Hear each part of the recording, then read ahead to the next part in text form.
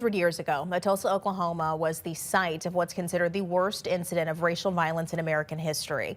And tonight we're hearing from a woman who survived it. Violet Fletcher is a 109-year-old woman. She was just 7 when white residents ravaged an affluent black community, killing dozens, possibly even hundreds of people. And our Steve Harris now introduces us to the woman telling her story decades after that destruction. You're looking at a living legend.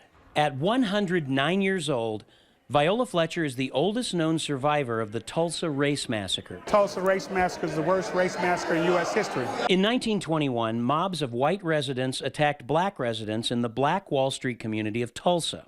Viola was 7 years old at the time and remembers. Well, I saw people falling from being shot and killed, ran and run over, I guess, by cars, and I wonder, well, why are people being treated like that?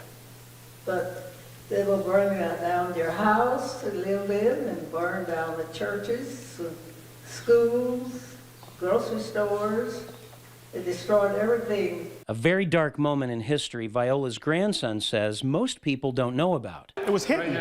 It was hidden from the public view. They were told not to talk about it, otherwise they would be massacred again or killed again. Now they travel to places like SIUE, where they speak about the past, promoting the book she wrote to shed light and to help her heal. It's therapeutic to talk about it at this point, now that she knows that, nothing's going to happen, because she thought history would actually repeat itself at some point. People line up for a few words or a picture with this centenarian who's not slowing down anytime soon. You don't get to be 109 unless you're divine. I mean, she's blessed. That's a true blessing. At 109, she's still working. Working to spread a much-needed message. We really need to come together. We're better together, stronger together. Steve Harris, First Alert 4.